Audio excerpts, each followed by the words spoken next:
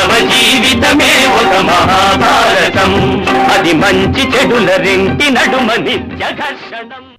అందుకే వాడి తొడ మీద పడేలా కొట్టానండి. సరిగ్గా అప్పుడు అర్జున అందుకో ఒక్కసారిగా, పాశుపతం అందుకో, తాండవం ఆడాలి శివుడు, తాండవ శివుణ్ణి స్తోత్రం చేయి ఒక్కసారిగా, పాశుపత సిద్ధి కలగాలి, ఆ పాశుపతమే దీన్ని సాధిస్తుంది అనగానే అర్జునుడు అందుకున్నాడు. జటాటవీగలజ్జల ప్రవాహ పావిత స్థలే గళీవలం యలంబితం భుజంగతుంగమాలికం డమట్ డమట్ డమట్ డమన్నినాదవడ్డమద్వయం చకారచండ తాండవం తనోతు న శివ శివం జటాకటాక సంభ్రమ భ్రమన్నిలింప నిర్జరి విలోల వీచి వల్లరి విరాజమానమూర్ధని ధగజ్వలల్లలాట పట్ట పావకి కిశోర చంద్రశేఖరే రతి ప్రతిక్షణం మమ ధరాధరీంద్రనందిని విలాసబంధ బంధురస్ఫురద్దిగంత సంతతి ప్రమోదమాన మానసే కృపాకటాక్షధోరణి నిరుద్ధ దుర్ధరాపది క్వచిద్దిగంబరే మనో వినోదమేతు వస్తుని కర్జ జటాభుజంగ పింగళ స్ఫురత్ఫణ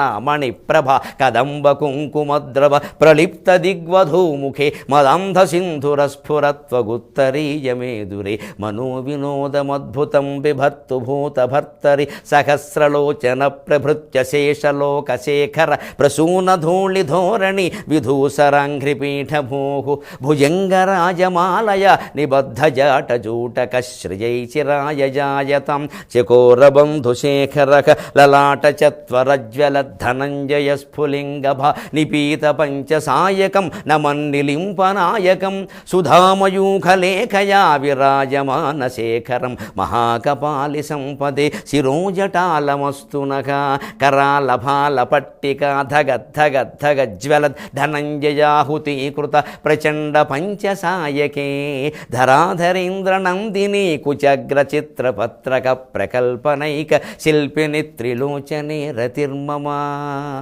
నవీన మేఘమండలి నిరుద్ధ దుర్ధర స్ఫురత్కుహు నిశీధినీతమ ప్రబంధబద్ధ కంధరక నిలింప నిర్జరీధరస్తనోతు కృత్తి సింధురక కళానిధాన బంధుర శ్రియం జగద్ధురంధరక ప్రఫుల్ల నీల పంకజ ప్రపంచకాలిమ ప్రభావలంబి కంఠకందళీ రుచి ప్రబద్ధ కంధరం స్మరచ్ఛిదం పురచ్ఛిదం భవచ్ఛిదం మఖచ్ఛిదం గజచ్ఛిదంధకచ్ఛిదం తమంతకచ్ఛిదం భజే అఖర్వ సర్వమంగళాకలాకదంబ మంజరి రసప్రవాహ మాధురీ విజృంభణ మధువ్రతం స్మరాంతకం పురాంతకం భవాంతకం మఖాంతకం గజాంతకంధకంతకం తమంతకంతకం భజే జయత్వదభ్ర విభ్రమ భ్రమద్భుజంగమస్వసత్ వినిర్గమక్రమస్ఫురత్కరాల పాలకవ్యవాట్ ధిమిద్ధిమిద్ధిమిధ్వనన్ మృదంగతుంగమంగళధ్వనిక్రమ ప్రవర్తిత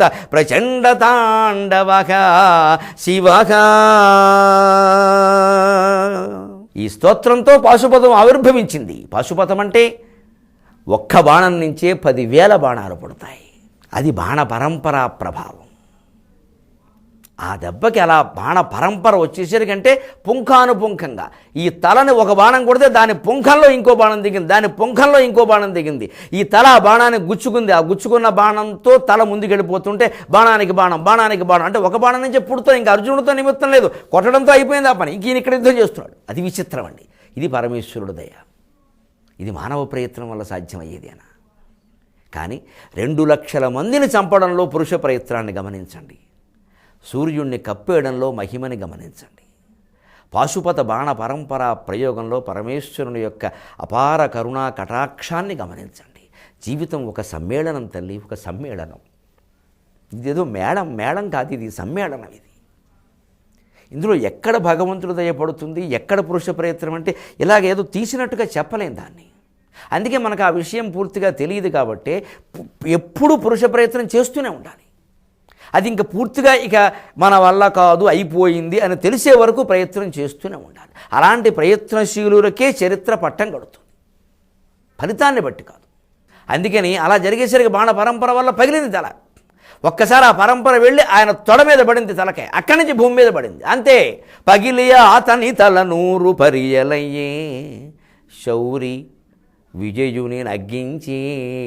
పగిలియ అతని తల 100 పరియలయ్యే శౌరి విజయుని నగ్గించి.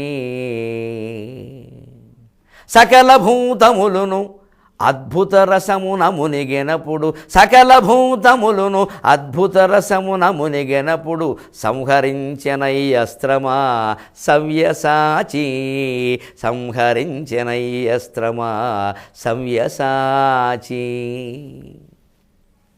ఒక్కసారిగా అది పడగానే ఆ వృద్ధక్షత్రుని తల 100 ఒక్కలైంది. చూశారా, ఎవడు తీసిన గోతులో వాడు పడ్డమండి. పగిలి అతని తల 100 పరియలయ్య, 100 ముక్కలైంది దెబ్బకి. శౌర్య విజయును నెగ్గించి వెంటనే పరమాత్మ లేలా ఓసారి అర్జున అమానుషం అత్యద్భుతమైన కేశవ తీసేవయ్యా, నీదేనయ్యా అంటే జీవుడు గర్వం వస్తుందో రాదో చూద్దాం. నేను పథకాలు సామాన్యంగా ఉండవు, వస్తే వేసేస్తాడు. తర్వాత బా ఏం చేసేవయ్యా, అదిరిందయ్యా. ఆయన రాత్రి తీసుకెళ్ళి పాసిపోతాం, అక్కడ ఇప్పించకపోతే ఏం చేసేది ఏముందండి. అంతే, అలా అంటే దేవుడు చేసే మాయ అలా ఉంటుంది. జీవుడు తానే చేశాడనే అహంకారాన్ని కలిగించేస్తాడు.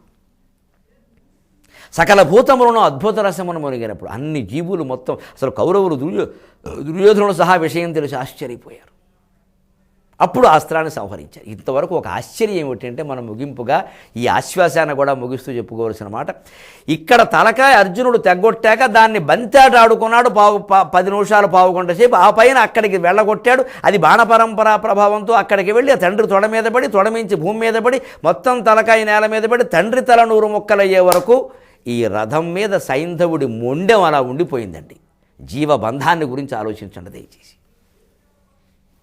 జీవబంధం అండి. ఆ తల అలా విడితే ఇంచుమించు ఈ తలకి సంబంధించిన ప్రక్రియ అంతా దాన్ని ఏమంటారు, తద్దినాల పరిభాషలో సంచయనం, అస్థి సంచయనం వరకు పూర్తయ్యేసరికి కనీసం ఒక పావుగంట 20 నిమిషాలు, అరగంట పైన పడుతుంది కదా. ఆ మొండెం అలా నిలబడిందిటండి. ఆశ్చర్యం అండి ఇది. అప్పుడు ఆ మొండెం కింద పడిందిట. అంత సంబంధం ఉంటుంది శరీరంలో అవయవాల మధ్య. ఇది శ్రీమదుభయ కవిమిత్ర కొమ్మరామాత్యపుత్ర బుధారాధన విరాజి తిక్కెన సోమయాజి ప్రణీతం పైన శ్రీమదాంధ్ర మహాభారతం మునందు ద్రోణ పర్వం మునందు చతుర్థాశ్వాసమ సమాప్తము. సెలవు. మీ అభిప్రాయాలను సూచనలను మాకు తెలియజేయాల్సిన చిరునామా భక్తి TV, care of Rachana television private limited, road number 92, Jubilee hills, Hyderabad 5,96,000. మా ఇమెయిల్ ఐడి bhaktihyd@gmail.com. మా వెబ్సైట్ www.bhaktitv.org.